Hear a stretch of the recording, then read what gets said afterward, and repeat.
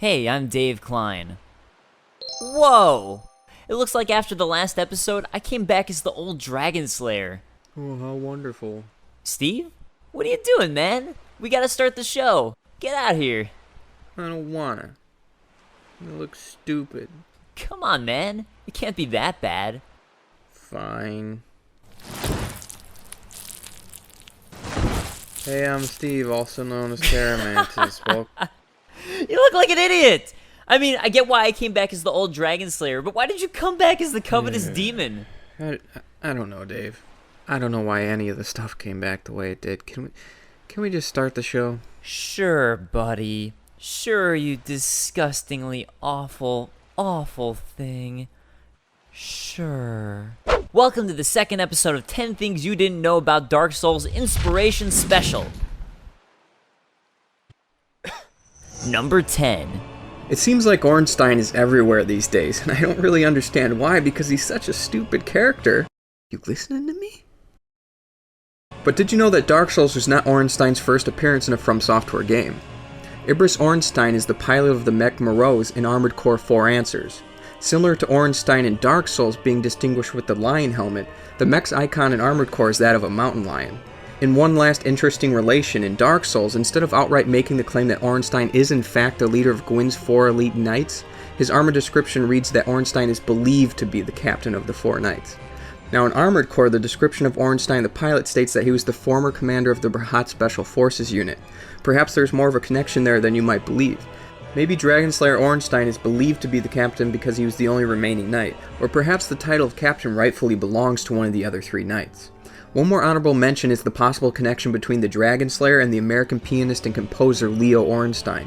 There is no blatantly apparent correlation between the two, but it just seems too coincidental that Ornstein clearly shares the same name as the musician, and the Elite Knight ring belonging to the Dragon Slayer just so happens to be called the Leo ring.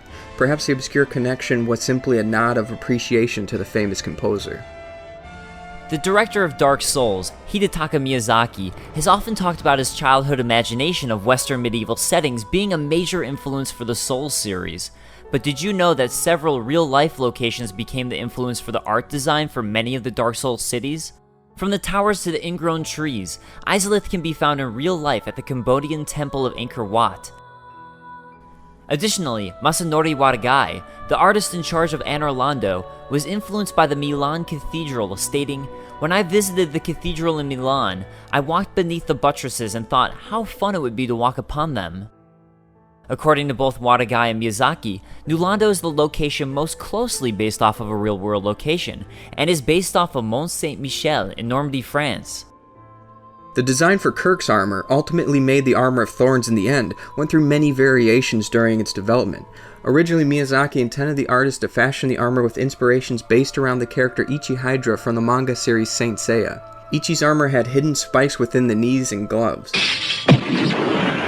After several disappointing iterations, Miyazaki decided to scrap the concept entirely and instead turned to the idea based on the manga JoJo's Bizarre Adventure for Kirk's design. The concept came from a trial in the comic called the 77 Rings Challenge. In this challenge, warriors must traverse rivers and mountains while killing combatants along the way to obtain and then wear rings from their defeated foes as proof of their victory.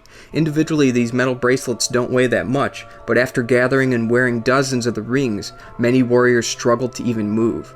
The concept of the 77 rings is what gave way to the creation and idea behind Kirk's Armor of Thorns, with each spike possibly representing the many worlds Kirk has invaded and then sought to murder the inhabitants. And one more additional note related to the JoJo's Bizarre Adventure manga. Throughout history, only 5 people had ever completed the 77 Rings Challenge, one of which was named Tarkus. JoJo! Tarkus!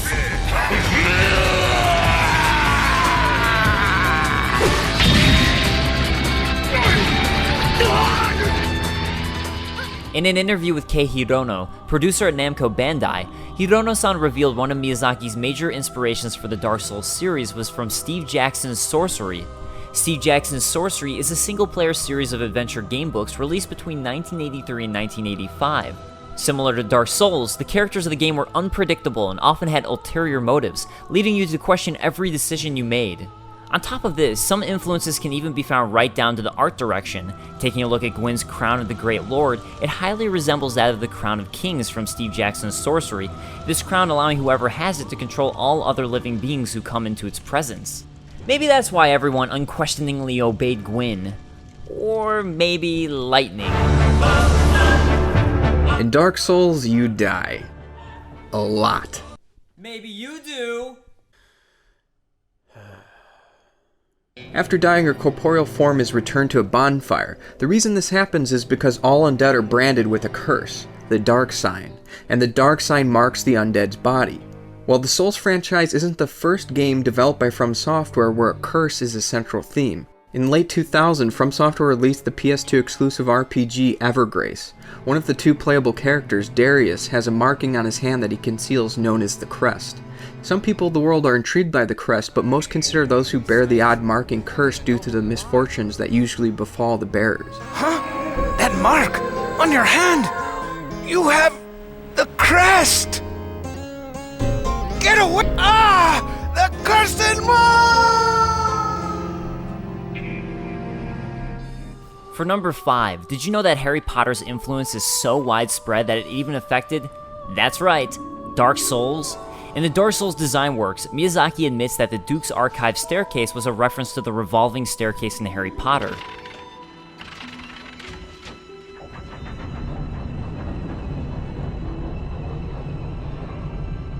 Additionally, it would seem that Siegmeyer's daughter, Sieglind, was actually supposed to resemble Emma Watson's portrayal of Hermione.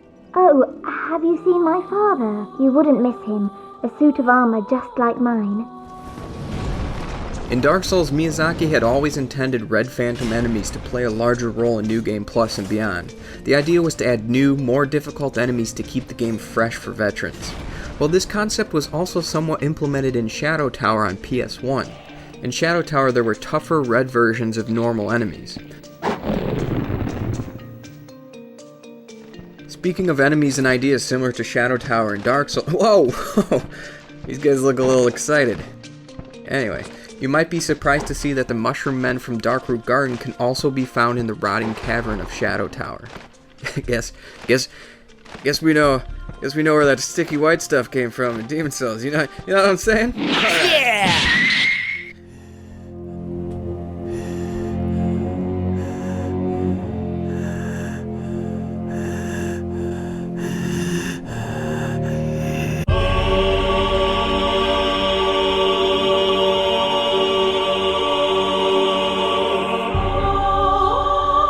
Any fan of the work of the profoundly talented Hayao Miyazaki, no relation to Hidetaka Miyazaki, will immediately recognize the resemblance between Ash Lake and that of the poison swamp in Nausicaa of the Valley of the Wind.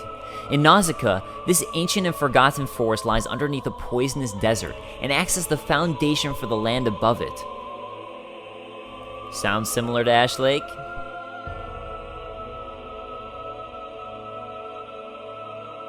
In the first 10 Things Inspiration video, we discussed the similarities between Hindu mythology of Manu related to Manus, father of the abyss.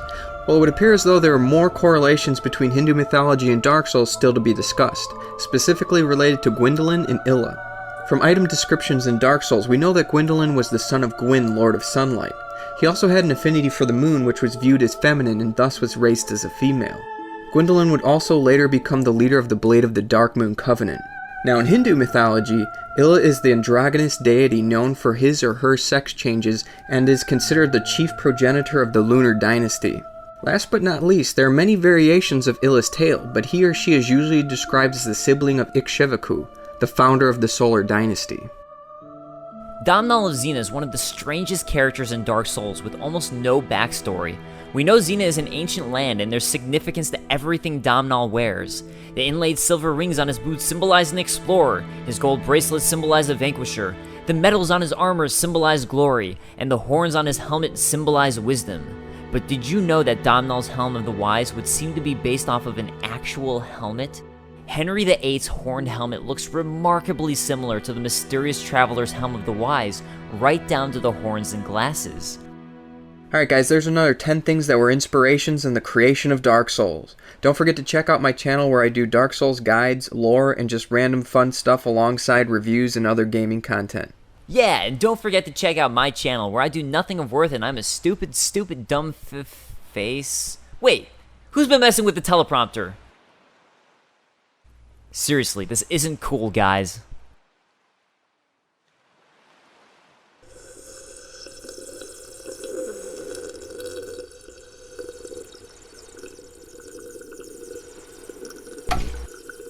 That's more like it. And check out my channel where I make Dark Souls lore, one-offs, collaboration videos, and my new super shows. Alright guys, thanks for watching. Seriously guys, help support the great community of content creators. Go check out Dave's channel. He makes awesome Dark Souls content and he just started a really fantastic new series called The Super Show. Thanks for watching, and I'll see you in the next one.